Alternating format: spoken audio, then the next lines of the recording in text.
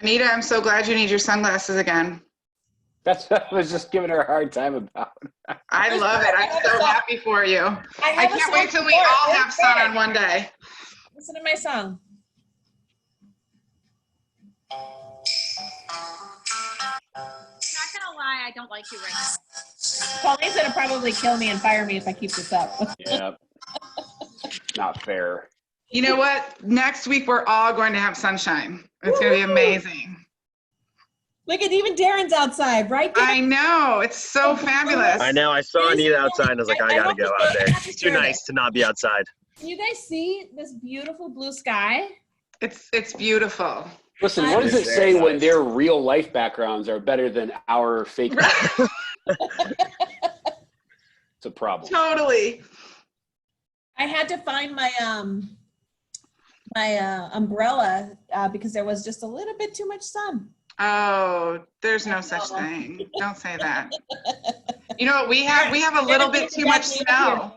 Yeah, we have a little bit too much snow here today. So that there is such thing as too much. Yeah, see? Trevor's gonna lose his mind this morning, right, Colleen?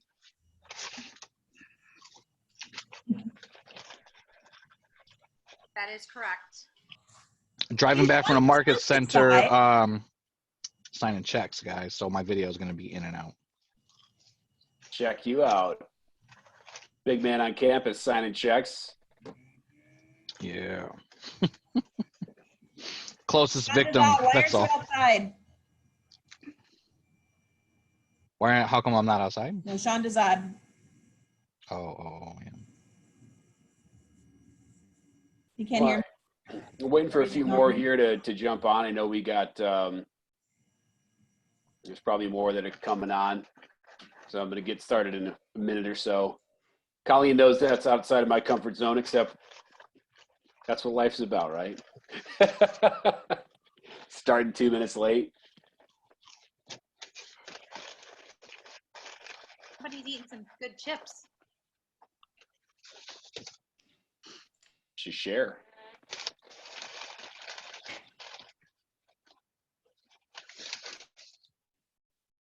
So while we're kind of getting ready, I'm curious, who on the call is already having some successes in internet lead capture and conversion? I have. Absolutely, 100%. Me right here. As a matter of fact, had an internet lead come in from my actual website.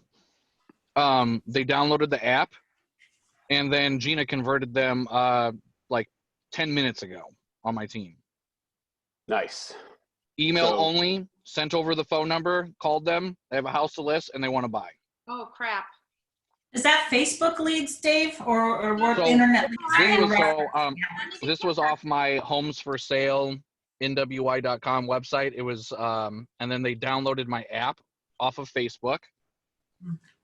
Well, Colleen was saying something, but I couldn't hear her. So I'm going to make a confession. So in an effort to make sure that like I'm using command internet leads and knowing what's going on, I had Kiki set up 2 ads for me yesterday. And I have a confession. I got 1, 2, 3, 4, 5, 6, 7, 8, 9, 10, 11, 12, 13, 14, 15 leads, and I haven't done anything with them. Well, Colleen, I'm going to tell you what. I'm going to be sharing some screen shares of my command, and you're going to see that today is not a great day for us on that either, because the person that does all of that for us is moving today, so she's out. So we got a bunch of them sitting there, about 15 probably, more to come, that don't have. The challenges I have is that they're coming to me and I want them to go to my team, which I have the routing, but apparently there's some kind of glitch in command, so it's not able to do that. That's my frustration and my challenge. Yeah, I spoke to a few people today about that because it's a big thing, not just for us, for every market center and every team out there. So there's supposed to be a quick fix on that, hopefully by the end of this week, and then we will all be happy. Trust me, we're all feeling the pain. Okay, so that's good to know, because like I said, I got some leads too, and it just, because of the whole trying to figure out a workaround and do all that, and so it's been, like I said, so okay. Yeah, The nice thing too, they're gonna release hopefully in the next couple of days, and this is super exciting to me, is the release of triggers, which means that one of the things that's going to be nice about that is that you can actually set your smart plan so that when the lead comes in from whatever internet portal, as soon as it hits your database, it starts them off in on a drip campaign, whatever that is, whatever smart plan you have. So if you have a Facebook one, man, I've been asking for that. Boom, yeah. Ubaldo, you know I've been asking for that. Absolutely, yeah. You know, so we got that coming very soon. Awesome. Well, check it out. Go ahead, Alex. I was just going to say, listen to what Alex says, because obviously it's working, because we just put it in an ad yesterday and already got 15 leads. So listen to what he says. He's a master and he's going to share with you guys. So I appreciate you.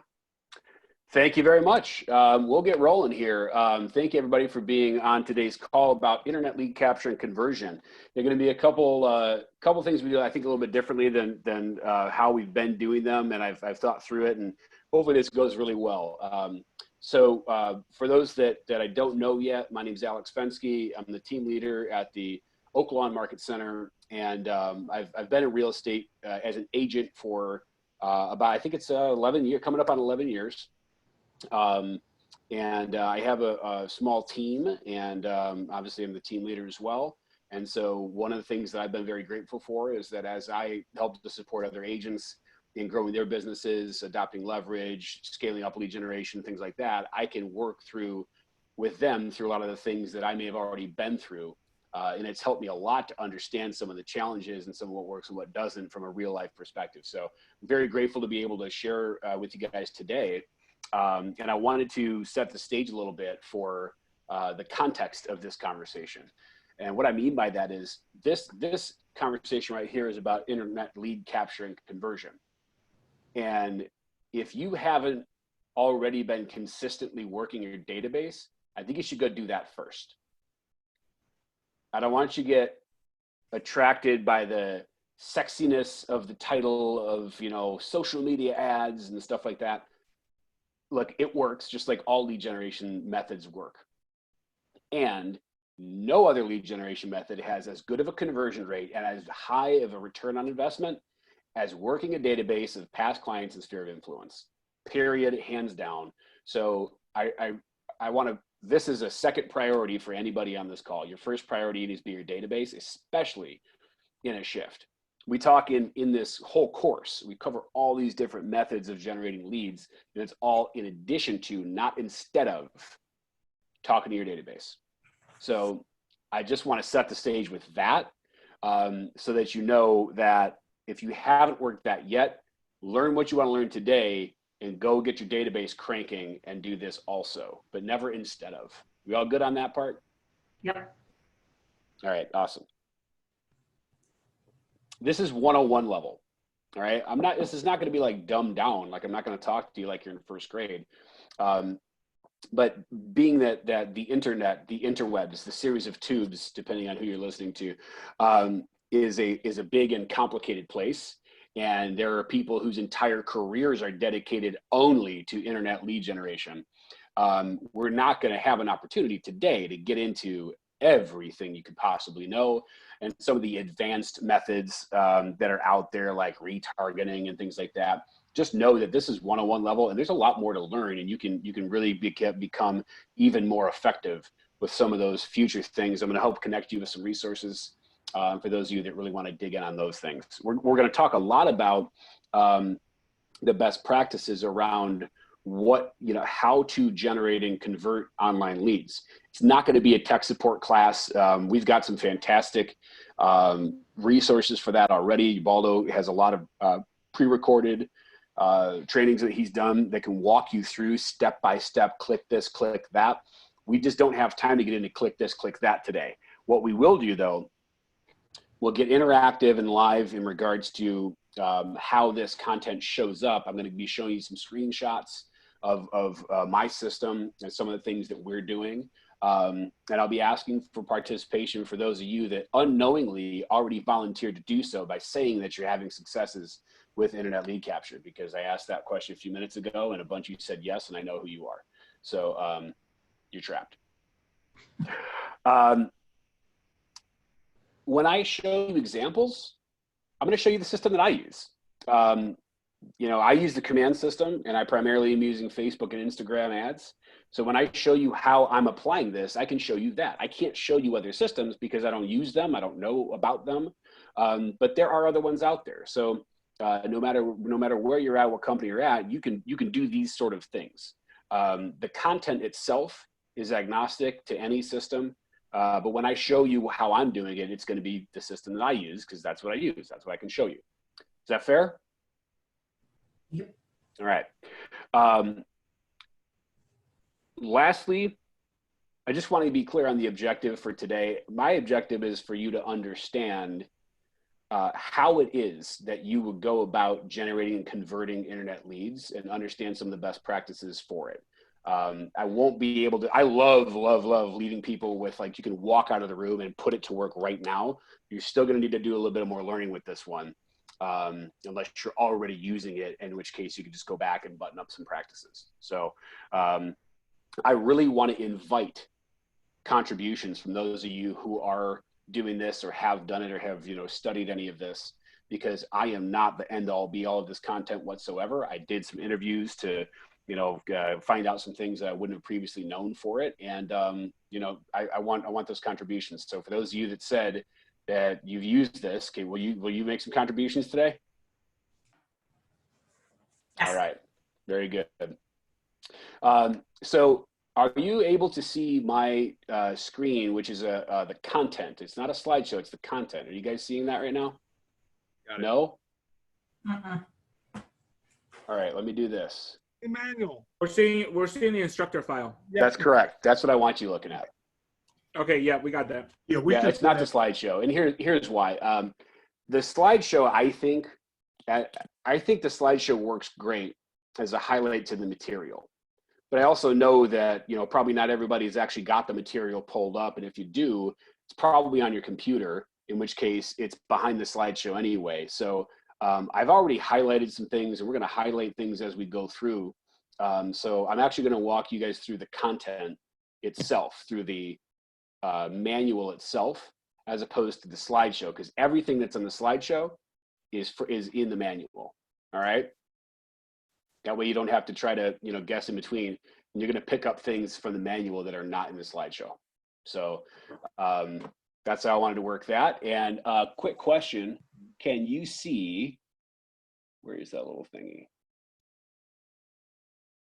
Can you see that little doodly that I just made? Yes. All right, cool. So that's Mel Wiper. So I can draw on the content and we can, you know, discuss it and be interactive about it there. So let's get going. Oh, I guess I have to clear that. Clear my drawings. Question was a manual for today emailed. I'm not 100% certain. Could somebody grab the link to that content or email that out or upload it to the files section, which is in the chat window? If someone from Market Center Leadership could maybe upload that file, it would be helpful, because not everybody has access behind the firewall inside of Connect. Let me skip through some of this intro stuff. First, we're going to start with a perspective in the internet as leverage. There are lots of different ways to use the internet, because there's social media, there's AdWords, which is pay per click. There's you know, SEO and your website itself, and you know, other things as well. But all of it, you can see what I have highlighted here. All of it is intended to create conversations. None of it is intended to replace conversations, because I don't know where, doesn't matter where on earth your leads or prospects come from, all of them get to a conversation before they can become a client. So, you know, if you were out there hoping that this is going to be a way for you to avoid talking to people, I'm sorry. This is more people to talk to. That's the game. Every lead source out there is one way or another creating conversations, and this is no different. So this is just about how to start that conversation via the internet. All right, when's a lead a lead? Well, we're gonna use some different language today. I'm going to give you some content right now that I stole from Jeff Glover. He might mind because he sells this stuff, but I'm not sure. I'm going to use it anyway. I'm not selling it to you, so it's not for commercial purposes. We talk about a lead, and in here it's like, what's a lead? What's an inquiry? What's a hit? What is all this stuff? So I'm gonna give you some definitions that I learned from Jeff Glover, and I really like these. When somebody does something and you get a name and a phone number and an email address, it's not really a lead. Because a lead, if you go back to the definition of Millionaire Real Estate Agent, is somebody that's a qualified buyer or seller that's going to do business in 2 weeks. So the name and phone number that you get, that's not a lead. We can call that a prospect. So write that down.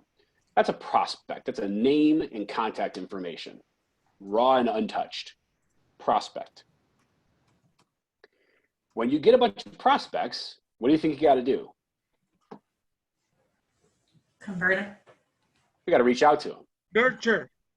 Well, first you got to reach out to them, right? You don't even know if they're real. I mean, some of your prospects will be Mickey Mouse. Some of them will be Donald Trump. Some of them will be, I mean, do you understand? Like, a prospect is not even necessarily valid information. So you got to reach out to the prospects. And when a prospect responds, indicating it is somebody, there is a person on the other end of that, that's a contact. You verified that it's an actual person that you're communicating with. Even if it's your robot or your automation that's the one that sent the text. It's a person on the other end. A lot of the people that are a contact are not a lead, because when you do connect with them, they're like, that's not my phone number. I didn't click on that. Who are you? Remove me from your list, blah, blah, blah. Okay, you're gonna get a lot of that. So all those people are not leads. They're not going to do business with you. Those of the contacts that are planning to do business, yeah, I am thinking of buying a home next year. Okay, that you can call a lead. You may call it a nurture because it's a long-term thing. It's not right now, but that's a lead. Now, the stage at which that person or that prospect has moved is going to be directly proportional to the amount of money you have to pay for it. So you don't have to pay that much for prospects because they're unverified. If they are verified, we don't know if they were just sitting up one late after too many drinks and clicked on some stuff. They're low quality in terms of they don't have there's not a high conversion rate if you look at the number of prospects. But if somebody's already been verified, the contact information has been verified by someone or something, and you're buying that, you're going to pay more for it than you pay for a prospect. Does that make sense? If it's a lead, not only has it been verified, we've also verified that this person is going to be doing business. You're going to pay more for that too. In fact, at that stage of the game, you're probably paying a referral fee, not a couple of bucks for the information. And so a lot of online lead generation companies, that's what they do. They create the prospects and filter them down to contacts and filter them down to leads and charge you more and more money, so that by the time, if you want people that are, ready, willing, able, and, and they're pre-approved to buy a home, you're going to pay a high referral fee for that because most of the work's already been done. So throughout this content, the content says the word lead, but I wanted to lay the groundwork for you in what are we really talking about. So there will be times where I reference what we're talking about as prospects. When I go and show you my social media ad campaigns and it says cost per lead, it's really cost per prospect. And it's our job then to work that down into who's really a lead. What do you guys think of that structure? What are your thoughts and your comments on that? I think it's great clarity. That's really definitions, because we struggle with that all the time. Like, is it a contact? Is it a lead? So this helps really kind of define that. And it also, I kept thinking like a flow chart, like it starts, here's this, and then it goes down here to here, so it's kind of like a funnel and you're working your way down, or a bullseye. It is. Yeah, it's a funnel, and it's a really, really wide funnel at the top because of the conversion rates we're talking about. There's massive filtering down that happens at each stage. Yep. Actually, I was wondering, what do you find as far as like these Facebook leads? Definitely, like Zillow lead from the past, like at least there was a little bit more intention there. What do you find as far as like so we don't feel too down on ourselves when out of 50 maybe one is interesting? I guess what are you finding as far as that goes? Great question. Conversion rates at each stage. Yeah, especially these Facebook leads, right? Because these are like really, because again, they're auto submitting. So a lot of times some numbers have been altered, or, there's a lot, there's a lot of stuff to go through, which is fine. It's just like, it kind of helps my mindset going, okay, I'm walking into this lead, and again, a lot of it's going to be total junk, right? So, and that's fine. It's just, but it's kind of helps me set my expectations of what to brace for. Yeah. And I'll be honest with you, I don't have, good enough tracking and enough scale at this point to be able to give you reliable figures on that. But I do have, where is that? I've got back in my notes from when I was getting some of the content there from Jeff. He's tracked it. Now Jeff's team does like 1,000+ deals a year. So they have these numbers dialed in, and I do have some conversion rates for that. I'm going to have to find them, and I won't be able to do it at the moment because they're not right where I thought they'd be. But certainly it's going to be, from my recollection off the top of my head, you're looking at probably oftentimes rule of thumb, a ratio of 3 to 1 at each step of conversion. Meaning, if you've got 3 or 4 prospects to get one contact that actually is a person who replies, and 3 or 4 people who reply to get one person who at some point is going to actually do business, right? And probably 3 or 4 of those by the time you get somebody that's ready to meet with you or have a real conversation like that. So you can multiply those numbers out and see that it is very much a quantity game. I'm sorry, so it's 3 to 4 prospects to get one contact, 3 to 4 contacts to get, I'm sorry, what was that again? A lead. Somebody who is a real person and intends to buy or sell a home in the next, let's call it 24 months. And probably 3 or 4 leads before you can get an appointment. Yeah. 3 to 4 leads to get an appointment. Got it. Yeah. And those numbers could certainly be higher depending on a lot of variables. Got it. And one thing that I want to add, Alex was talking about, a lot of times you get Mickey Mouse, or you get sometimes things much more vulgar than that as the lead name on internet leads. And I will tell you, I've converted Phil McCracken, actually Michael. But his name was Michael, and I sold him a house. So when they register with ridiculous names, still call them, still text them, still email them. They're on a drip campaign, so a lot of times they're just getting the stuff anyway. And so, I mean, I just remember when he answered the phone, I was shocked because I couldn't believe you would that fake name and a real. Is it really you? Yeah, and I said, oh, it's Phil, and he's like, Phil, and I said, well, you said Phil McCracken, and I don't think that's your real name, but I'm Michelle from Cali, like whatever, and he bought a house. He turned into a buyer. That's awesome. And I know that there's other people that have other similar stories. So don't ever not call a phone number that comes in. Call them every day and call them 3 times. And right. 3 times. I'd tell them I'm Mickey Mouse. Say, this is Mickey Mouse from Keller Williams, from the Mickey Mouse Club. Mm-hmm. I was telling Michelle the other day, Bart sold a house, double-ended, on a $500,000 house to a guy who registered as FU. FU, good. Follow up. And it was the whole F word, not just F. Oh, because it wasn't follow up. Okay. No. First name F, blank, blank, blank, blank. Last name U. That's awesome. It's double-ended on a $500,000 house. So there you go. The qualities and the quantity.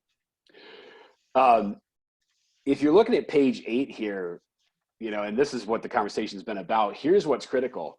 It says almost 25% of the people complete an action online on the day they begin their research. So the point here is to get as many people that, to capture the people when they complete that action. In fact, I'll tell you, this happens often. I'll give you the most recent example. Had a guy that I sold 2 condos to back in like 2011. And I don't mean sold as his agent. I mean, I owned them, sold them to this guy.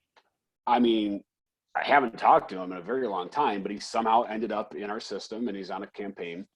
He called me the other day for a quick price opinion on a property that he's buying from a private owner. So there's not like there's a commission in it for me, but this guy called me out of nowhere and his number was still on my phone. And, so we caught up real quick and I shot him a quick opinion. I went to go and log the interaction in the system, and sure enough, same day he clicked on the biweekly neighborhood nurture email that had gone out. So here's a guy. That's how it's supposed to work. There's people out there thinking about real estate. When they're on your plans, they interact with something. If they're, here, I can call that person, whoever's easiest today. Some other agent sent him an email that day. He'd have clicked on that one and called them. Just happened to get mine. So that's why it's about quantity and you're never prejudging it. You just got to run the filters and get it done. So on that topic, can you have too many leads? Well, yeah, Colleen was just sharing that, they set up some ads and didn't have systems in place to handle leads, and they're all just sitting there. So there are some people, many of us, who tend to get caught in a getting ready to get ready loop. This is a sort of lead generation that, because of the fact that it requires quick response and consistent long-term follow-up, I actually would recommend that you do have a follow-up system in place, ready, and test it out a couple times before you go pull the trigger on a big lead generation plan, because otherwise you're going to get the leads and you're going to have nothing to do with them. We're going to go through how that looks. Challenges, focus on the highly motivated. Well, I just told you, those conversion rates stepping down each time. The vast majority of these leads are not going to be somebody who's a ready, willing, and able buyer right now. And a certain percentage of them, be it small, will. And you've already heard a couple of stories of how that's happened. On average, though, you're looking at probably a 12 to 18 month incubation period for getting the full conversion on these leads. And even then, you're at maybe 3%. If you go from prospects down to closings, you're looking at maybe 3%. And even that is assuming that you are at peak performance in terms of response time and follow-up over that time period. So it really is high quantity and systematic responsiveness to find the ones who are motivated to do business right now. It won't be a high percentage of them, less than 1%. They're there. And this can be a really affordable way to do it. We'll skip a couple pages here. Yeah. Who is using the internet? Well, the content says 90% of home buyers search on the internet. That number is now 93%. These content was written in 2016. So the 2019 NAR profile showed 93% of all home buyers are searching the internet. And I would guess that in populated metro areas, that number is higher. The people who are not using the internet, may be people that are, in areas where it's different and life is different. That's my guess. Also, it says that agents are still central to the process and have 88% of all the buyers. But here's what I want to highlight. You see this little note that I made here. As of 2019, 52% of buyers found the home they bought on the internet, not through their agent. Agent was number 2 at 29%. I mean, that's almost half. And nothing else was over 6%. There's also, open house signs and, whatever, print media and friend, relative, neighbor, or word of mouth, all that stuff is all under 6%. There's 2 ways that people find homes. It's on the internet and through their agent, and there's a big gap there. The single most common way home buyers are finding a home is on the internet, not through an agent.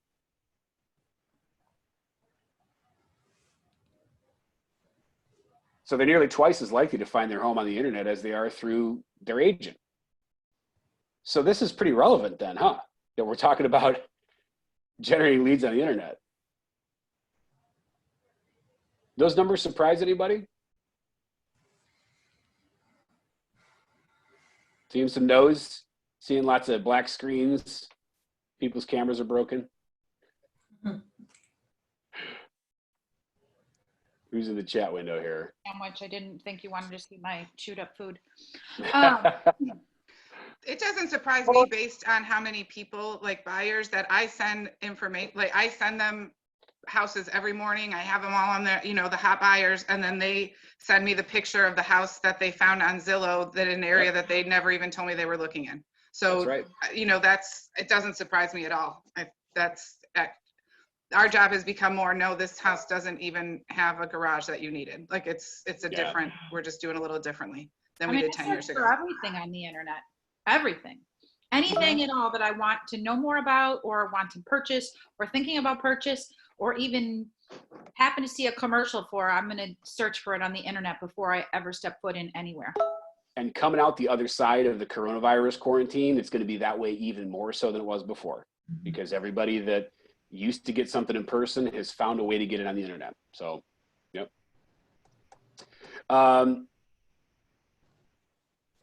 We're skipping this page. There's a couple things. A lot, believe it or not, even though this content is 4 years old, a lot of it is still 100% applicable because it is from the fundamental philosophical level and not about this system, that system. So a lot of the fundamentals haven't changed. This is the myth that we just talked about. Internet leads are not good leads. Guys, they're prospects, okay? In fact, I'm gonna draw this for you. Many of you have probably seen this. This is something that Jason Abrams does. So tell me, does that look familiar? I don't know why it's like lavender, but Yeah. you guys know what I'm drawing here? Yep. So this is the life cycle of a person and their home buying or home selling. And this right here is the point at which they buy a home or sell a home. And here's eventually they do it again, and eventually they do it again. And this is just the timeline they follow. And remember we talked about screening people down and getting them, finding the motivated, and how that's, you know, it's a matter of prospect to contact to lead to actual appointment. Well, that's what this is. This is the timeline. And because this timeline right here, you know, this is like the average duration of home ownership is like 10 years now. Guys, that's 10 years. It's a long time.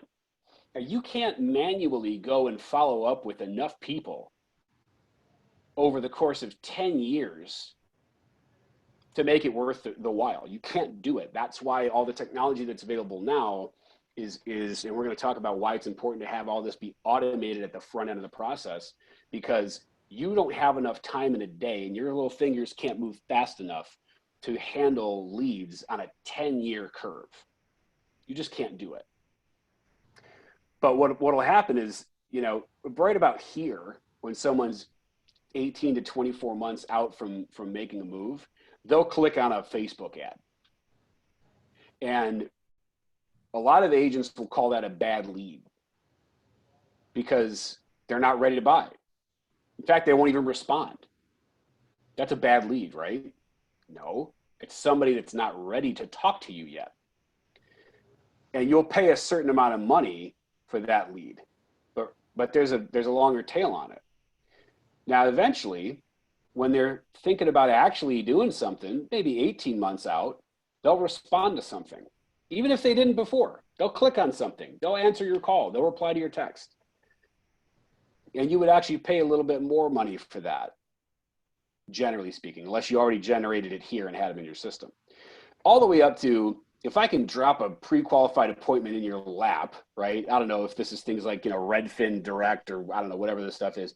You know, if they're like, here's a pre-qualified, ready to go, you know, then you're going to pay like 35% or something on that. And we think that's a great lead. Well, no, we just got that right before they were ready to do business, and we didn't have to do the work of cultivating them.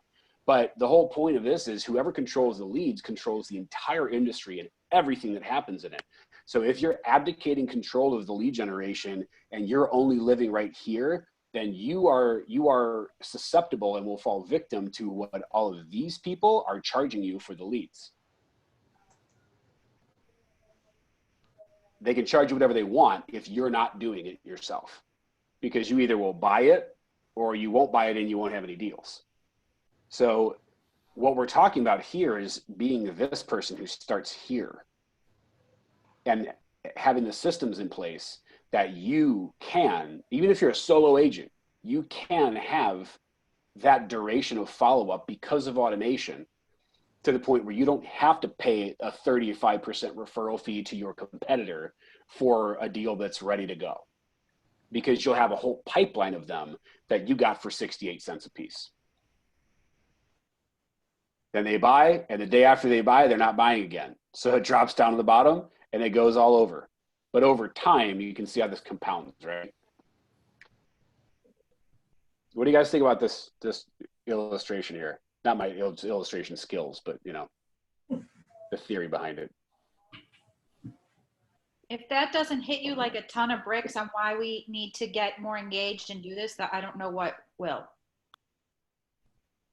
Yeah, I think this graphic, when I first saw it, this is where everybody kind of falls off the map. We only concentrate on that top portion when you're doing business with them, and everybody forgets about them when they're going through that, you know, that curve of waiting those 5 years or 3 years, whatever it is. And we have to stay in touch with them throughout the whole process, even when they're already bought. Yep. So you can generate leads here for 68 cents or 24 cents or 98 cents, or you can get them from your competitor here for $3,000. Do both. One of them is a lot better for you than the other, but it takes systems. 100%. Ubaldo, you look a lot like David Rosales. That's great. We're all using Ubaldo's link. The only other thing I'll say in relation to this is the conversations that you're having with people at these different steps of the process. Look at this. I'm fancy. I can change my color. Bam. At this step of the process, many of these leads are not responding, or they're telling you they didn't click on something, or they're saying, you know, wrong number, and it's actually not. They totally clicked on it, but they were in bed on their phone at 10 p.m. and mad at their spouse and were like, I want to move, right? And so they're not ready to talk to you. But to go back to another Jason Abrams example that I use all the time, think about your favorite department store, and we'll call it Macy's, just because we need one. So Macy's. You walk into Macy's, you have something in mind. There's a reason you went to the store. It wasn't just to look. And the salesperson comes up to you and says, hi, can I help you? And you say, Just looking. just looking. Just looking. Don't need your help. No, thank you. Leave me alone. Leave me alone. Wrong number. F you. Yeah. That's what this conversation looks like. Now, a lot of agents will go, oh, bad lead. No, they're just not ready. When you walk into Macy's and you say, no, thank you, they don't kick you out of the store and say, well, forget it. Why'd you come here? Get out. They don't do that. They let you walk around. Yeah, go ahead. Look at the merchandise. Look at your website. Right? That's funny because on my team today, this morning we talked about what to do in the context of a lead that you call and they give you the wrong number. How do you pivot that? How do you convert that? Someone entered the wrong number in, etc. So you're exactly right. Well, you know, sometimes we'll get the text says wrong number, but somebody's clicking on the email. That's right. So either the number does belong to somebody else, but we still obviously have somebody, I don't even care if it's the wrong name. Somebody's clicking on the dang email and looking at the dang website, and at some point I'm gonna sell my house. So, you know, fine. If the two people don't match, okay, fine. You don't have enough time to individually decide and make decisions about every lead. We're talking about doing this in quantities of many hundreds and thousands. So this is a very, you know, just move on. Just, you got to turn the crank on the machine and keep the machine going. Because eventually this conversation is like, hey, I was curious about such and such property. Now they're still not ready to buy, but they'll ask you a question. They'll answer your call. Have you ever seen people that, I've been trying to get a hold of that lead for a year, they never answer my call. I give them one final call, and I'm ready to be like, screw off, you know, you're a waste of time, and they pick up. That's called right here. Now they're ready to have a conversation. They're not ready to buy, but they're ready to engage with you. At Macy's, that's when you ask the associate, where can I find, you know, I know at the front of the store, I told you I wasn't here for anything and I didn't need your help, but now I need your help and I'm looking for your orange shirts because I came here for an orange shirt. Oh, well, they're right over here.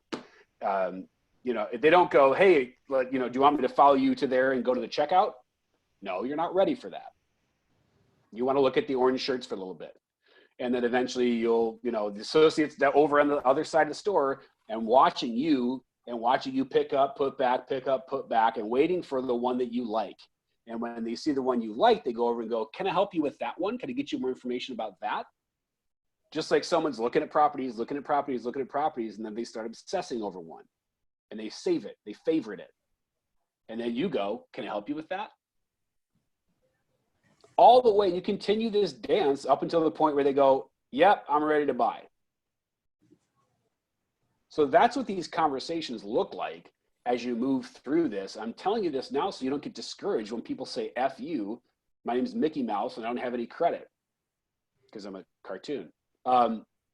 That's supposed to happen. That's how that's supposed to work. That's by design. That's how this form of lead generation works, because they don't want to talk to you yet. And it's not your fault. You are somebody. Final thoughts on this before we keep moving? All right, awesome. I'm gonna clear my drawings here and we'll roll.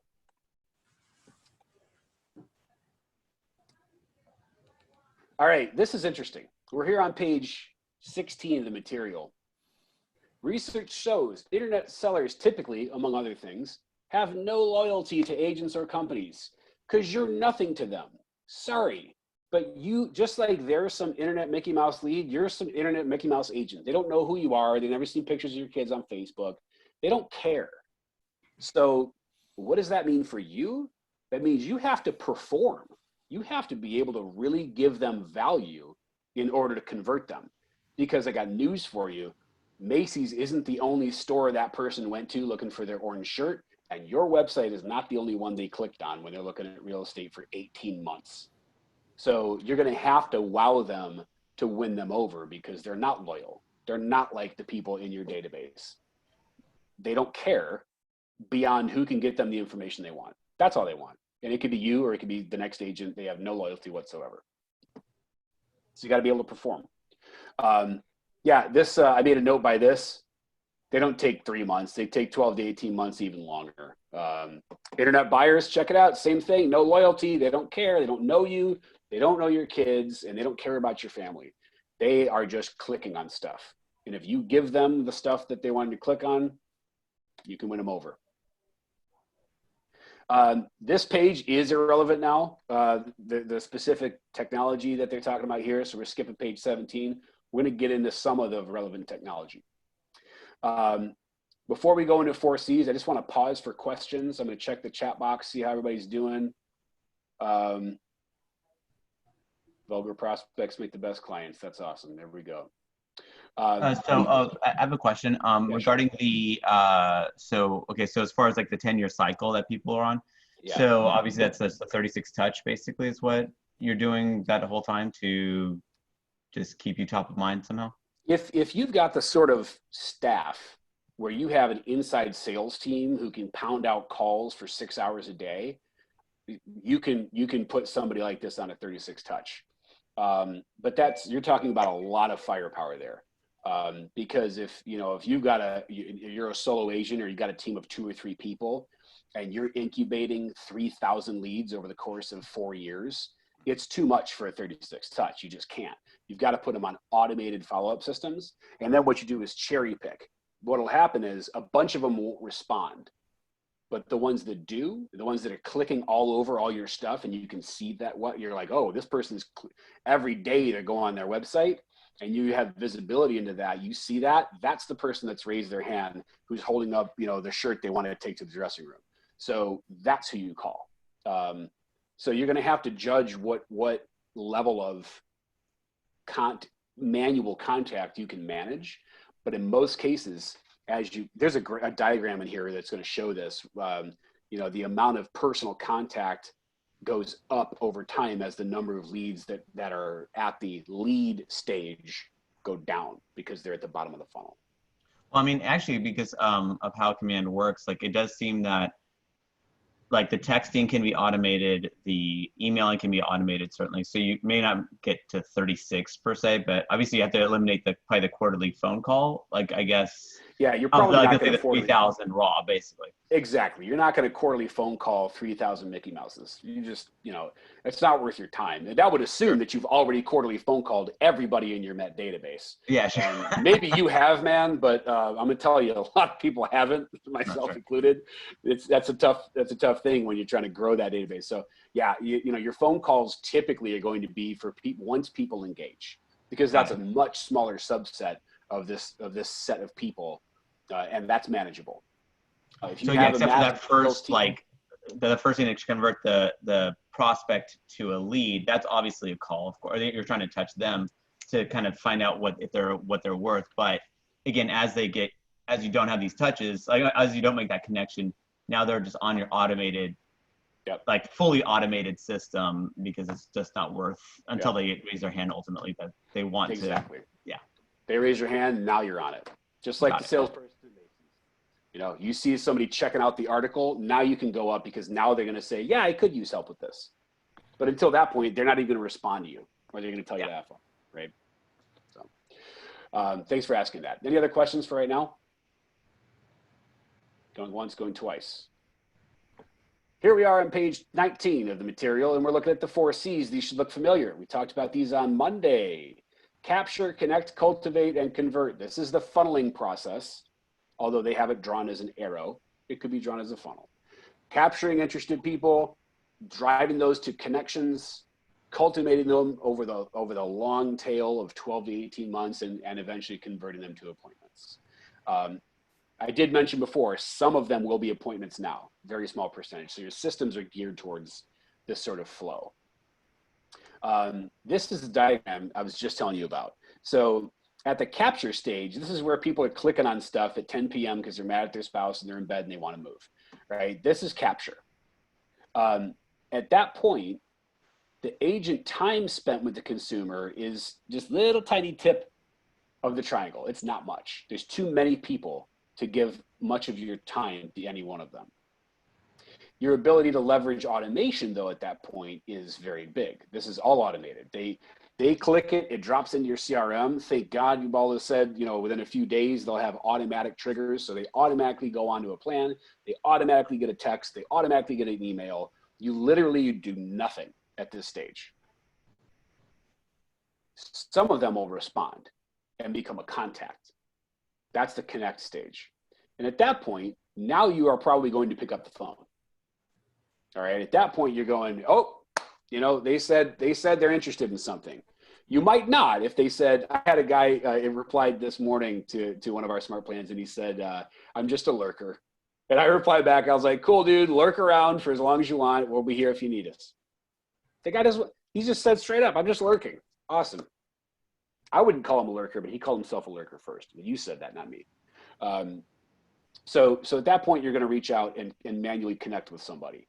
And you're going to kind of bounce around in this area between, cultivating and connecting with people over the course of a very long period of time, until at a certain point you convert them to an appointment, and now it's all manual from here on out.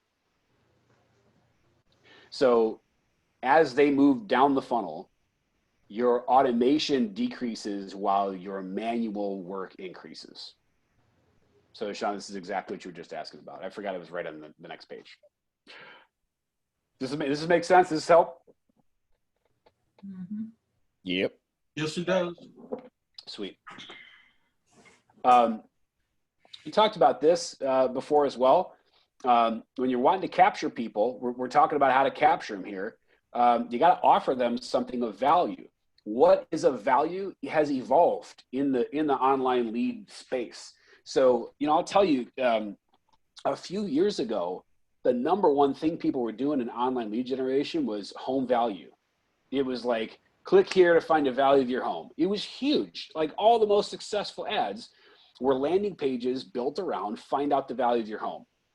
Well, it doesn't work as much anymore. I'm not going to say it doesn't work. And maybe there's somebody out there that's crushing it at home valuation leads. But by and large, that information now is so readily available from so many sources, they won't click on your ad because they don't want to go into your trap, which we're calling your funnel, but to a consumer, it's your trap. They don't want to walk into your trap of giving you their email address when they could just go on to Google and type it in, and they'll have 3 or 4 automated valuation models right there. So, your home valuation leads are not really, from what I've observed, those have largely dried up. But you're going to have to make them an offer for an immediate response. I don't know why they bother with this acronym. That's kind of it's a little bit overboard with the MOFR. But you could also call this, this also could be a lead magnet, right? This is the thing that people want, and they're willing to give up their email address and or their phone number in order to get it from you. So it has to be of value. If it's something they can get without giving up their contact information, your ad won't be effective. So let's take a look at what some of these things are. Here's some examples. Best buy list. Call these whatever you want to call them. Why you should buy now, why you should buy later, 5 mistakes you make, things you don't know about financing, instant notification of homes for sale. A lot of people got that, right? Like things like that have had to become hyper local market data because not everybody can offer that yet. But once everybody offers that, that ad will no longer work. Here we go, home valuation. Find out what your home is worth today. Let me know if you're running that one and it's working. I think it's tough now. See more about a property, virtual tours, price, blah, blah, blah. They can find that. They can find that anywhere without giving up information. Automated guidance, meaning, hey, you looked at these, you might like this. Now we're talking about things that are actually valuable.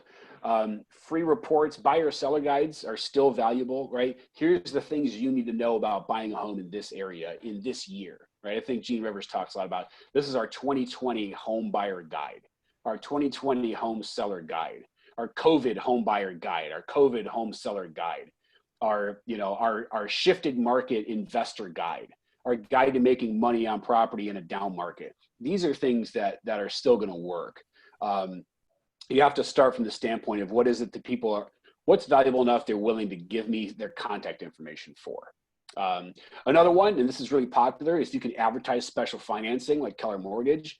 I'll tell you right now, every single one of our social media ads has the little last line, special financing, save thousands, click here for more information. Because it takes me a few characters to say that, and that grabs people that may not be interested in the house as much. Maybe they're interested in the financing. But if I can advertise that, not a lot of people can offer that. So can you repeat that again? What did you say? So like Keller Mortgage, special financing, save thousands. So you can go to kellermortgage.com and you can see all the marketing materials and what you're allowed to say and not say, and you have to put the NMLS number. But there's great resources there. They even have some social media graphics and things like that. You can create your agent portal login there and have access to all of that as well as your own personalized link. So, and I wouldn't put the link to apply for Keller Mortgage right there. I'd reserve that for sending out in your text follow-up plan. By the way, you may have been interested in special financing. Here's the link to apply if you're curious. But advertising that as the bait. The bait is click here for more information about special financing, save thousands. So those are some examples. You come up with whatever you want, but think about what the consumer can get elsewhere easily and what they probably can't get elsewhere easily. What questions do you guys have on these, the lead magnet or the MOFR? MOFR sounds like a rodent. Kind of like a gopher. No, it makes perfect sense, man. I mean, you really have to have a strong and tight call to action, and that value on the other side of that. I posted that in our Facebook group the other day. What your advertisement says, what in any pay-per-click versus what they actually get when they click through has to be in sync. Otherwise, you're going to get a tendency to get junk information. Yep, absolutely. It's got to be value. The next step of this is they're talking about required registration. This is just one concept about when you've got a website or a landing page that you've driven people to, maybe you said, click here to find out blah, blah, blah. Let's use an example of the buyer guide. Here's the COVID era buyer guide. And you set up a landing page that they get driven to when they click on the lead. You might give the first page and a half of the buyer guide. And when they get to that, a pop-up comes up and says, register here for, to get access to the full guide. That's what forced registration is. And you want to give them a little bit of information. Here they talk about skinny bait and fat bait. You want to give them a little bit of information, enough to engage and enough to make them think that the fat bait, which is what they really want and are willing to give up their stuff for, that's worth it. So that's a specific kind of advertising, you know, when you're having a squeeze page, you got, here's some information, and then you make them register for more. People used to do this a lot with listing information. You just can't do that anymore very well because people can get listing information from anywhere. So if they're on your website and it goes, oh, if you want to see the picture of this property, you have to give me your email. But they can go Google it and see the pictures of that property on 3 other websites without giving up anything. So you got to be careful with, you know, making sure that fat bait is actually fat. It's got to actually be worth them giving up their information.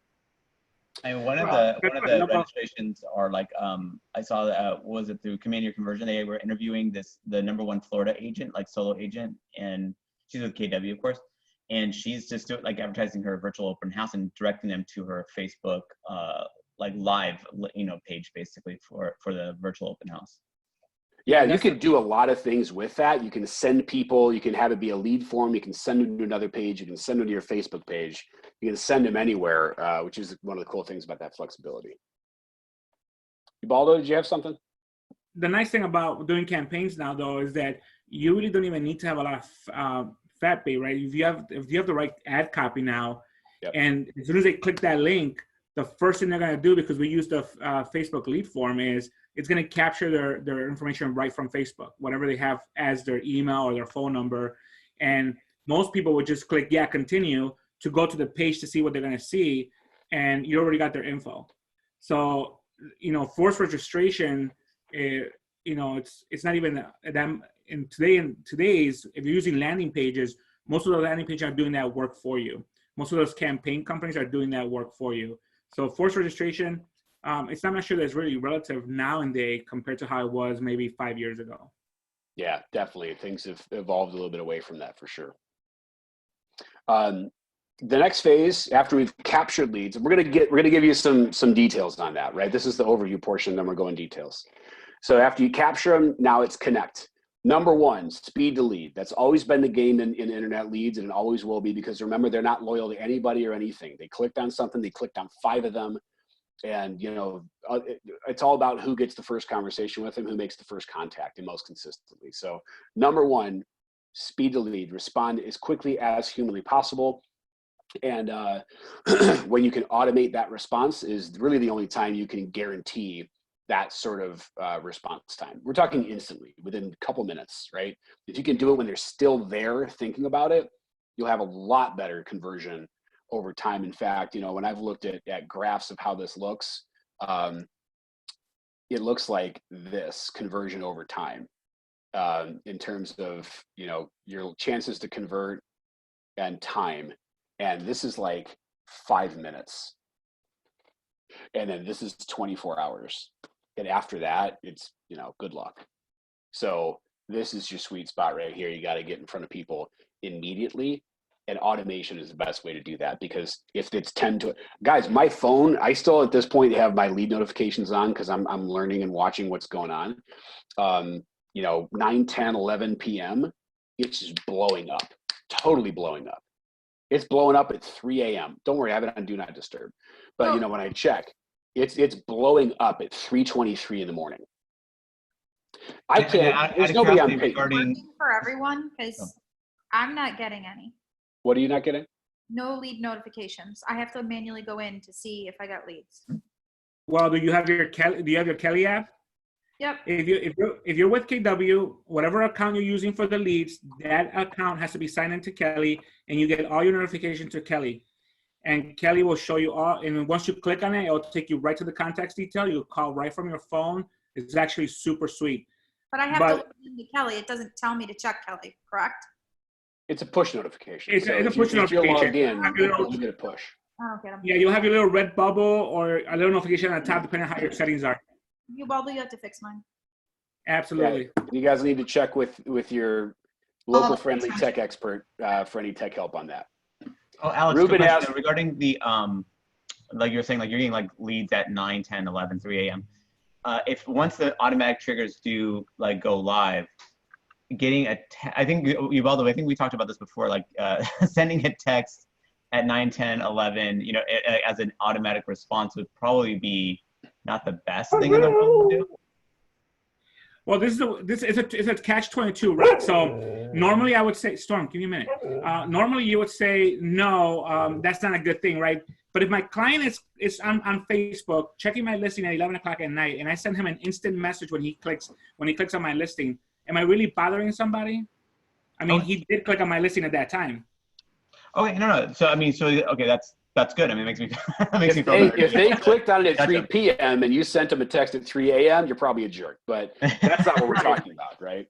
Yeah, but when it's auto triggers, for me, it's like auto triggers, right? And I'm one of those people that's like I like to ask for forgiveness instead of permission. So if a trigger automatically sends it out and they get mad, I'll be like, I'm so sorry. I'm like, it was a malfunction. I'll fix it. I won't bother you again. But they'll unsubscribe, so they're not going to reply anyway. Remember, right? You know, they're not going to reply. But when one does, when they do reply at 10:38 p.m., you got a buyer. Yeah, the thing is, like, for me, it's like those triggers are super important because, like I was saying before, and I've said in several of my classes, internet leads are so volatile. I mean, Alex just mentioned it. They could get information from anywhere, anytime. I'm like, and when they're starting, I mean, you guys know how Facebook works, right? You click on something and everything else that's similar to that is going to pop up on your newsfeed.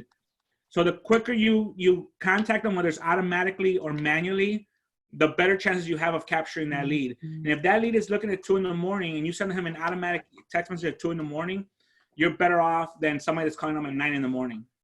Now, would you recommend in that scenario, so let's say you did like late at night, obviously you're not going to call them. Would you recommend then 8, 9 a.m., like, you know, that next morning to actually physically give them a call? I just use text to do that, right? Yeah, I would send them a text in the morning and say, hey, sorry, you know, after a while, it was late, so I shut my phone down, but I'm just following up on the conversation we started last night, what's going on, but it would be a text. If they're communicating with you via text, I would say continue communicating via text. That's their preferred method of communication. Oh, no, like as far as like, let's say you sent the text, like the automatic trigger, they didn't respond. So that the next morning, like, you know, 8, 9 a.m., would you reach out with another text or would you call? I would reach out with another, if they haven't responded at all, I will reach out with another text for sure, like just following up on the request. Remember though, you're not going to reach out with any text. You have an automated plan that's doing that because you got 30 of these that came in overnight. You're not gonna text them all manually. Yeah, but I think Sean's question was, what if like you're basically saying, what if I want to check to see if anybody responded to my automatic text, right, Sean? Yeah, so basically, someone at 3 a.m. does it. You send out the automatic text, obviously, to touch them immediately. But then, obviously, that was at 3 a.m. Are you following up that next morning, you know, in any way, shape, or form that's not automated? Like, because obviously, I don't think that command has the ability to space out hours, right? We're still on days that we space out these triggers, don't we? Correct. And like Alex was starting to say, I wouldn't follow up with anybody manually because, like, for example, I'm running an ad right now, and over the last 2 days, I got 42 leads. So I'm not going to manually contact all those people. The only people that I will follow up with in the morning is if somebody responded to my auto text. And I'll be like, hey, so sorry, you know, it was late. I didn't get a chance to respond back to you. What can I help you with? Because now they responded, they engaged me. But before that, I wouldn't. Oh, so in this case, then, so you're sending those contacts. You're not actually manually at this point. You're letting the automation turn them into a lead, basically. So you're turning the contact into a lead. Now, when it's a lead, then obviously you're engaging, but you're letting the automation completely handle that initial, you know, like that initial lead form that was taken in. If we're talking about triggers, when they automatically start on its own as they come in, yes. The way we are set up right now, no. I mean, right now, if I get leads, I'm calling them. Now, I don't have an ISA right now like Alex does, so I'm doing those calls. So right now, in the morning when I get up, I look at all my notifications and I try to hit all those people. But once the automatic triggers do come in, you're not going to do that anymore. Correct. Got it. Okay. You're talking about, you know, I'm going to show you my command in a second. You know, just on the leads that we've run here in the last 30 days. I'm just checking my dashboard real quick. I'm going to show this to you guys. we're looking at 313 leads in the last 30 days. Guys, I don't have the manpower to handle all of that at the front at the trying to make contact level. We can handle the percentage of them that respond to the automated contact. That's where we jump in. If you think back to the triangle drawing, your front end initial engagement should all be automated. And then when they engage, now you can engage back. Cool. And I do have a question. Can you hear me, Alex? Yep. Okay. Wyatt says Melissa, but I'm Kim, so It's all right. whatever. Okay, so now once you've engaged with someone, I'm noticing that the automated texts are still going out. Once we're talking outside of those, should we be going in and disabling that auto text? You can disable it, and if you make a certain modification to the smart plan, you can have it stop once they reply. And then there's a little box in there that says has replied. So if you check that box, has replied, and your smart plan says once someone has replied, shut it off, then it'll automatically do that. Okay, awesome. Yep. So now you've connected, and again, you've driven them to connections via text and speed to lead. Once you've done that, now, well, it's like any other lead. You're not going to want to go back and forth a million times via text. If they want to talk and you want to walk them through, and kind of pre-qualify them, see if you can get them on the phone. But then you're going to treat them like a buyer lead from anywhere else. Are they motivated? Can we set an appointment? This is not a class about how to have needs phone conversations with people and convert them to appointment. But this is the point at which you would see if they're ready for that. And if they're not, then you just keep cultivating over time. Drip campaigns, neighborhood nurture, all that stuff. You do want to have scripts. There's some scripts in this content. We're not going to walk through them, but they're right here in the content. Call back within 3 to 7 minutes. Call again. Try 3 times in the first 40. It says 48 days. It's definitely not 48 days. That's 48 hours. There's a little typo there. 3 times in 48 days will not get it done. But this, again, is something that you're going to want to space out automatically until you get a response. And remember, you're going to have to bring big value because you're not the only one who's reaching out to them. When you do this, 3 things are going to happen. You're going to talk with them, you're not going to reach them, or the contact information is bad. Okay, fine. Here's scripts for each of those. Again, I want to show you some extra stuff. So we're not going to walk through these scripts, but these are good scripts that you can use for the times that you do get somebody on the phone. And then here they reference, you can use a lead sheet or an assessment form, whatever script you use to be able to pre-qualify people and find out if they're, somebody wants to do business now or later. One thing I will point out in terms of what you're saying to people in follow-up, it's important that your follow-up at the front end is general until you get to the point where they're engaged.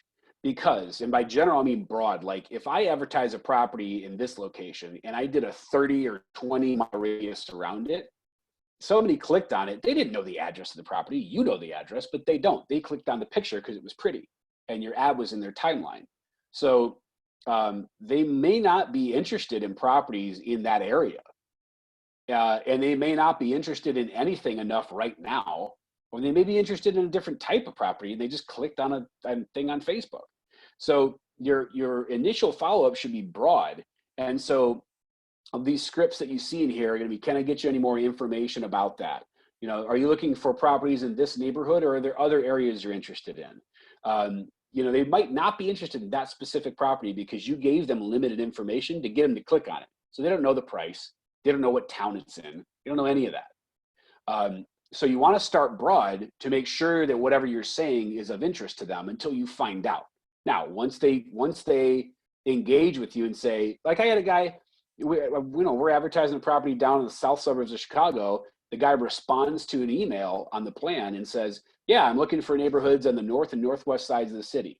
I mean, that's like an hour and a half away.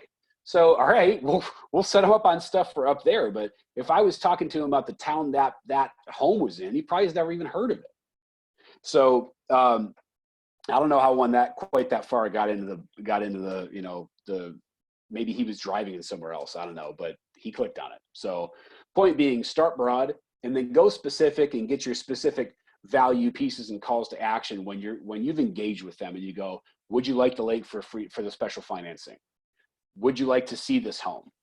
Are you ready to sit down for a consultation? You can go to those things after you've engaged, but your initial screening and filter down stuff should be very broad, because they're probably not ready yet to buy. They're probably not interested in that specific area, although they could be. So start broad and go narrow as you filter down. Does that And make to sense? add on to that with what Alex is saying, in the Northwest Indiana office, it's super important that you start broad, because you will do, I've done campaigns for properties in Illinois that then Indiana people call because we're so close, and the same thing the other way. So especially if you're only licensed in one of the states, you don't want to start off with, oh, you clicked on Maryville and they're actually looking in Illinois, because you can talk and then you can hand them off to me. I mean, or someone in the office, but no, I'm just, but I'm, you really, so just make sure to go really broad, because you don't even know what state they're looking in when you run the Facebook ads in our area. Yep.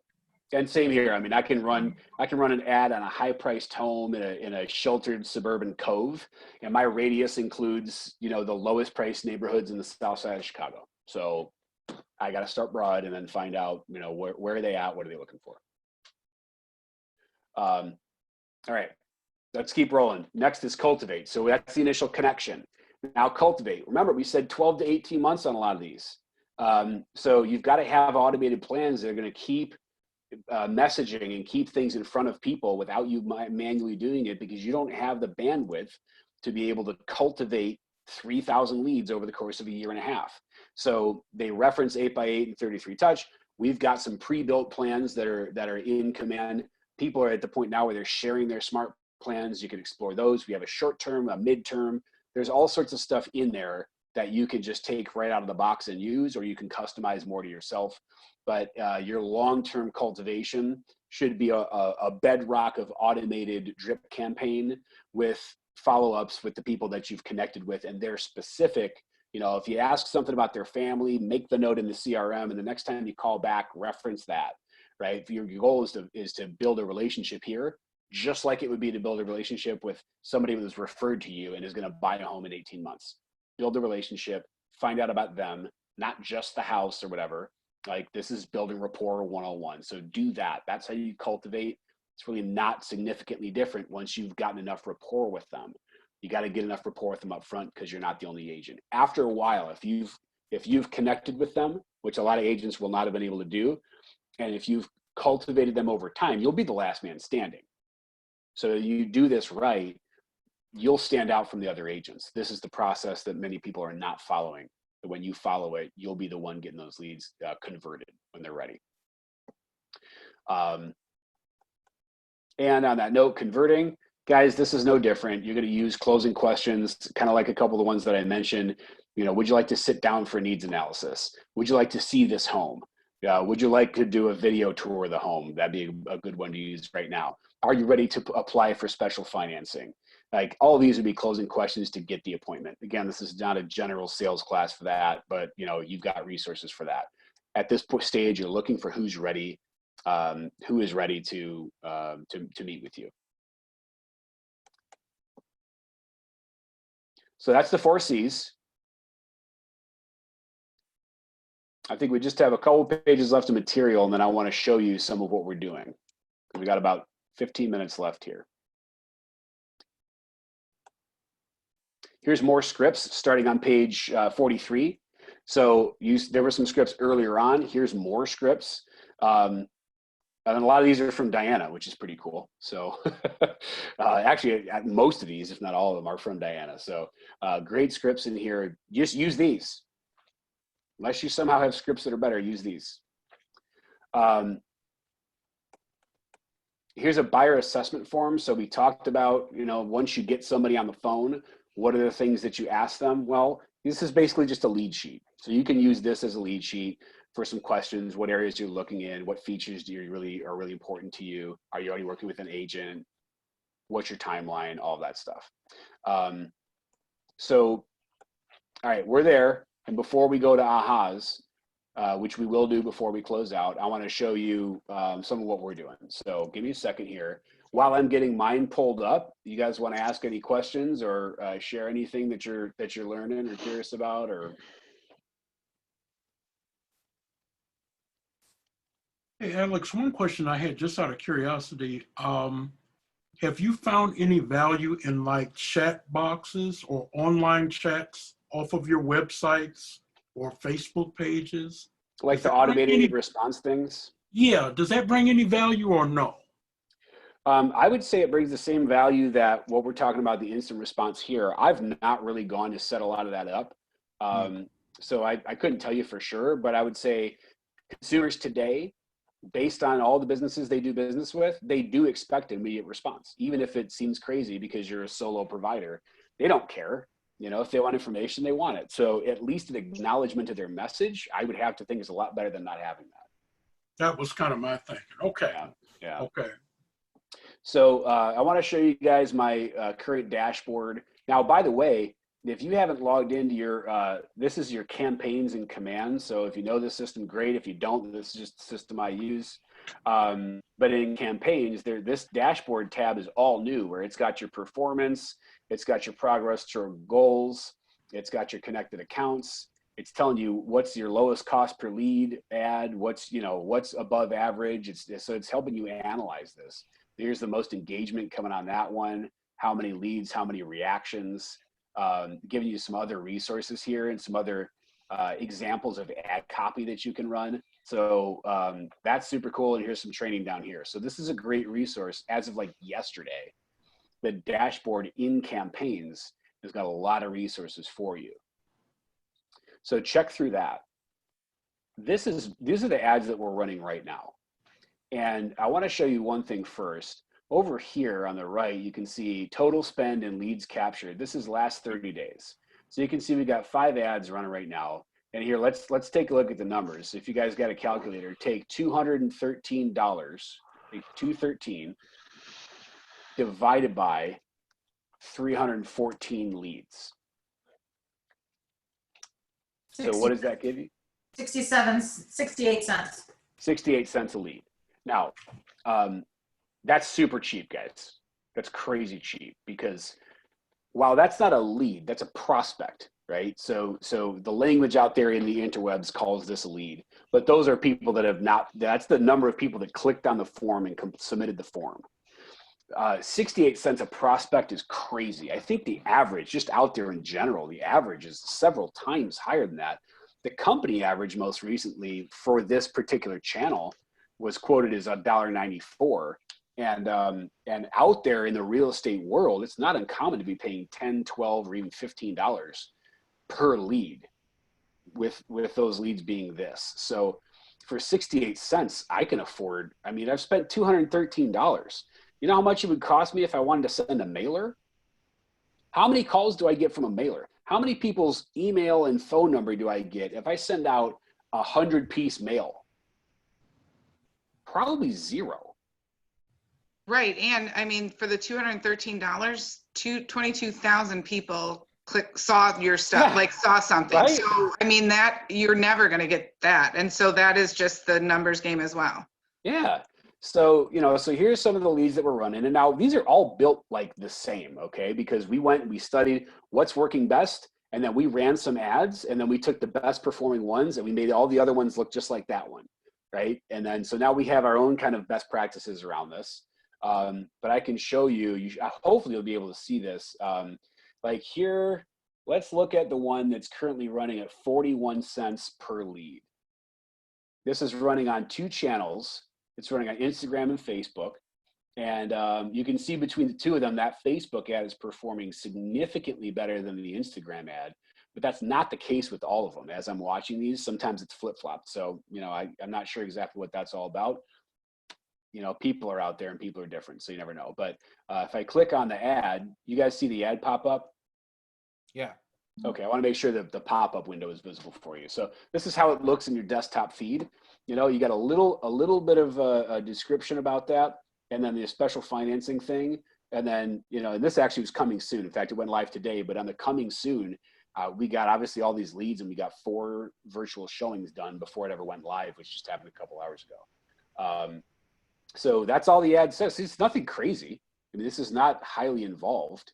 And I'm going to go now and click in and show you how that ad is built, just so that you can see. And then I'm going to show you how the leads look when they come through, and I'm going to show you the plans that we're using as well. And a quick question. So as far as the date, so you're doing a 10-day duration on these? Yeah. And what's a budget that you typically have for these? I'm going to walk you through all that here in a second. Yep. Just, I have a comment just because it came up. Aren't we all, didn't NAR pass something we can't do coming soons anymore? So all of our stuff is done in a compliant manner, meaning before I do any form of advertising whatsoever, it goes into the private network of MLS, and that authorizes me to go advertise it any which way I want and anywhere to any people. What I can't do is I can't sign the exclusion addendum and keep it out of the MLS, right? I can't do that, but I can put it in private and go put it everywhere else. And I thought Bill said that the coming soon for Indiana doesn't go into effect till May. Is it May 1st or 15th? That's NAR. That's a NAR thing. That's May 1st. So because it's in the private network, though, it is being shared with other brokers. That's what they want to look out for. They want to make sure that brokers aren't keeping information from other brokers. And so when I put it into private, every other broker in our MLS can go and look it up. I don't think we don't have that. I don't think we have that option in our MLS. No. No, Ganire doesn't have it yet. I wonder how many other MLSs will implement a private network. Yeah, if they don't, they probably are going to. It's probably a good idea to suggest it to them. Absolutely. I'll find out. So let me go show you behind the scenes. We'll use that ad as an example. I'm going to click duplicate campaign just so that, because I can't edit it once it's run, because it's all approved in the channel and everything. So this is how it looks. Name and goal. So I've selected some things. I can send you all this stuff later, so don't try to write it all down now. But the listing, we didn't populate a listing because this was coming soon. So it wasn't pulling through our listing service. We just manually added it. Our ad text you just saw, that's the ad text, but you can customize it as you want. The ad media is the pictures. We normally will upload several pictures because it's tough to predict which one is going to perform best. And the system will run that, and it'll automatically alter itself over time to run whichever picture performs best. And we're often surprised at which picture it is. So we always want to include a front shot, whatever's like the sexiest couple of pictures of the house. If it's got a great kitchen or a great bathroom and the backyard is an oasis, you want to add, media like that. You can also add videos in this section too. But I'd encourage you to try several of those and let the system run it and adapt in real time to what's performing best, because you're not going to be able to do that. That's the content. And then here is your targeting. And we're doing this really basic. So here's, you just got the accounts linked. They're using the Facebook lead form, which means that they automatically get their contact information submitted, and then we send them to our page where they can download our app. And truthfully, we don't have hardly any conversion on that. We get a few people that download the app, most don't. That's fine. I already got the contact information. We put them on the download my app smart plan. Here's my targeting. You can target your own database if you have all the email addresses and stuff. But if you're looking to generate new, these are the interests that we found generated the best return because they have big audiences. Home audience is 717 million people. There's 15,442 million people, Zillow, Trulia. So this is what, these are the interests that we target because those people have liked those other pages. And so that's what their interests are. And so they're more likely to be thinking about real estate and click on our ad. We're running a 30-mile radius. We were running a shorter radius, but it seems to be working. I'll take the 68-cent overall average per lead. So, this is what we've dialed in on. The duration down here, we're just spending $60 per ad over the course of 10 days. You do want to have some duration to it. If you only run it for a day or two, it can't really optimize itself, and it will optimize itself over time, and your cost per lead will go up, it will go down over time as the system optimizes the ad. So you don't want to run like a 1 or 2 day ad. It won't have time to do that, and your cost per lead will be very high. So that's an overview. And actually, you know where you can go for the best practices on this is the Command Your Conversion Facebook group. Nick Baldwin, who is an agent, he's nobody official, he's just an agent. He runs that group. It's a big mastermind about this sort of stuff. So everything you see here, we started with best practices from there, and there's training videos and everything there. We started with best practices there, and then we just kind of adjusted to our own stuff as we went along. I want to lastly show you how this looks when they get dropped into my contacts, and then we'll do final ahas and questions. So I have a smart view that says new leads last 1 day and new leads last 7 days. I told you my team member is out who does this, so don't crucify me. You're about to see a lot of untouched leads. Look at them all. Last contacted blank. These are all the leads that just come in today. But they automatically come in. I'm going to show you ones that have been, you know, that have been touched here. So here you can see the lead comes in. Down on the timeline, it says, you know, here's an email that was sent, subscribe to a couple of smart plans. This is the property address, the little 2 flat in Inglewood is what he inquired about. So then we subscribed him to neighborhoods around that. Automated text goes out, automated email goes out. You know, and this guy hasn't replied yet. So he hasn't clicked on anything or hasn't replied yet. That's fine. We go to the next one. This guy viewed it. Look, he viewed his market neighborhood snapshot landing page. So this guy came in on the ad I just showed you. Came in off of that ad. And it looks like he didn't reply to the text, but he clicked on the neighborhood snapshot in that email today. So this guy should be getting a call real soon. Right? Just to say, hey, we're just calling to find out, what did you think of the information that we sent you? Because he took an action. Is the neighborhood snapshot is that in the smart plan? I mean, can that be automatically generated within the smart plan, or do you have to manually do that? As of this moment, you can't automatically apply the neighborhoods. So we're having to manually apply the neighborhoods. Okay. But our Facebook lead smart plan, the first couple of steps on it, it sends out a text, it applies the neighborhood nurture smart plan, and it schedules a task for someone to reach out. That way we at least know here's the leads that are coming in, okay? So the smart plan can add other smart plans, and it can add tasks, and it can send texts and emails, but it can't add neighborhoods yet. And I'm not aware of that coming very soon. So for the time being, we're just adding those neighborhoods manually. We're just adding a few neighborhoods that are around the property they inquired about, which they may or may not be interested in, but we got to add something. So, but I mean, so like that smart plan that you have them on. So, okay, send the text and the email, but then the smart the neighborhood smart plan that you had to actually manually create and put it in there, or is that? No, you don't create a page. All you do is just add a neighborhood. Yeah. If you add one neighborhood, now they have a page. So that's automatically done. You just have to click add neighborhood and tell it what neighborhood, and now they have a page, and your smart plan will send out an email that has a link to their page for them. But you had to physically do that though. You had to manually do that.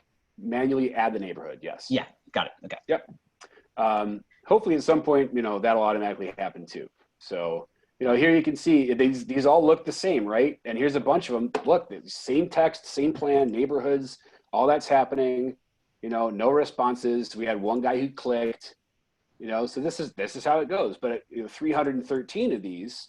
And we actually do have some people that are moving forward through next steps with us. So this is just what they look like. Now, smart plans, we've got our phase smart plan, which has added the biweekly neighborhood nurture smart plan.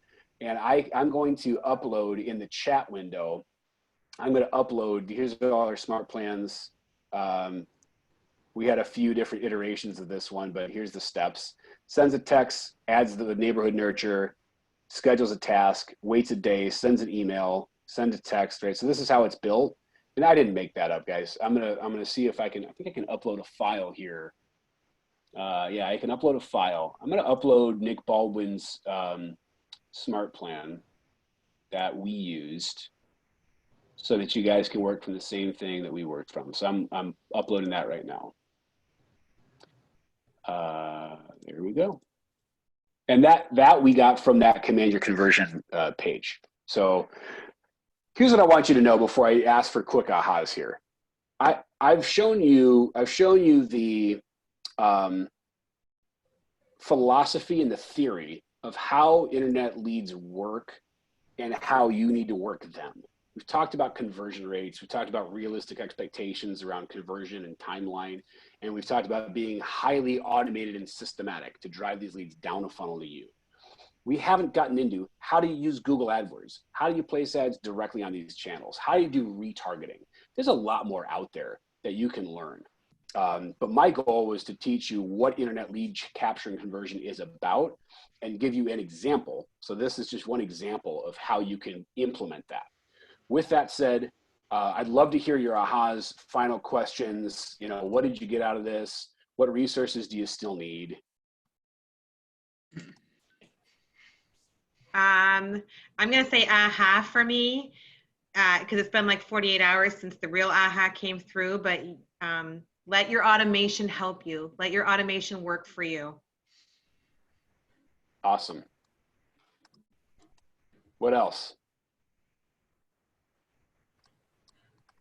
For me, Alex, it was, because this is something that I've been kind of struggling with, especially kind of incorporating the team, but it really helped clarify and logically kind of do a step-by-step, getting from like the very first part of, you know, getting someone to come in that's just a prospect, and then getting them all down, and then showing this command here, the campaign and smart plans and stuff has really been insightful and helpful. So thank you for sharing.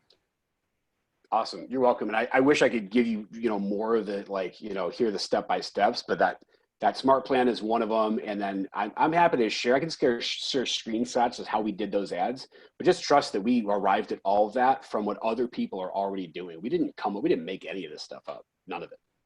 So. And we have a campaign command class tomorrow, so join. Nice. Perfect. What time is that, Baldo? Tuesdays and Thursdays, 1 p.m. Tomorrow's at 1 p.m. Central, 11 a.m. PST for my Cali people. Awesome. I see Carmen shared an aha. Get automated. Don't be anal about the neighborhood. Send them something for real. Much more important that you get something in their hands than that you've used ESP to determine exactly what they think and know. So good stuff. All right, what else? I put a little instructions in there. If you complete a survey for me, I'm always looking to get feedback on how the class went and what I can do to improve. So if you complete that survey, that'd help me out. But what other, any final ahas or questions? I want to say thanks for sharing that follow-up plan. I really appreciate that. My pleasure. Alex? Yes. This is Liz. Just one thing to keep in mind, because I implemented, I don't know if it's the same one, I haven't taken a close look, but I implemented one of Nick's Facebook follow-up plans. Yeah. And the only thing I would caution is that, and I did it verbatim, but when we get the Facebook leads, it doesn't ask for an address. And in a couple of those like messages is like, hey, here's a link to blah, blah, blah. But if you don't have their address, then you can't, there's nothing to link to. So it kind of made me look kind of stupid, but then it's an excuse to call them saying, oh gosh, I'm sorry. But all I'm saying is read that carefully and tweak it to your personal needs. Yeah, absolutely. And I think what you're referencing is there are some form fields in there, and you do want to make sure that you have those set up and customize it. Absolutely. Thank you for sharing that. That goes for any smart plan. Even the ones that KW makes for you, make sure that you guys are looking at them before you set them for your clients. And I always tell people that go to my classes, add yourself as a client, as a consumer, and send the stuff to yourself first. See what it looks like. Make sure that it looks like what you want to send out. It has to sound like you. So no matter where the material comes from, whether you get it from another realtor in your office or from another realtor across the country or stuff that's pre-made, always read the stuff and make sure that it applies to the way you do business and what the type of thing that you're doing, what kind of campaign you're working on, because there's not one fits all campaign for anything. So even though we go automated, make sure that you're doing the stuff and taking the steps to make sure that you're not sending stuff, to your clients that you shouldn't send. Yeah, it's just like anything. I mean, if you want to use the listing presentation template, out of Command Designs, and it says, the agent's Annie Smith, Well, if your name is not Annie Smith and that's not your picture, you want to customize that. So I think Annie Smith is the name they use a lot. Yeah, absolutely. Great. Well, and point. in the app, there was Paul was going to do something. Yeah. What's your favorite script for calling back generic leads in Command? Like, what's the easy go-to one that so for people that are fearful, so they can just get started? Oh, geez. I mean, you could say nearly anything. You can say, hey, I was calling to find out what some feedback on the house that you inquired about. What did you think of that house? Did you like it? You can go that route. Or you can also say, hey, I understand. One thing I've been talking about a lot is you want to lead with the objection they're going to give you. And most of these leads with a long timeline, their first objection is, I'm not ready. So you give them that objection first, so you're taking it away from them. You say, hey, I understand you're probably not ready to buy a house right now, but I just wanted to check in and say hi, find out is there any information I can get you about neighborhoods. Are you interested in that area or other areas? You know, are you thinking of buying sometime in the next couple of years? Right, take the pressure off. Now, if they really want to buy right now, they're obviously going to tell you. It's not locked.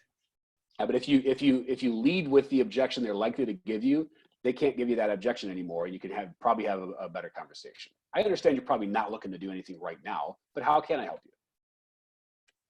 And most of them are going to say, I'm not interested. And you put them on the plan and you move on. Can people unsubscribe from those plans? Yes. Anything else? All right.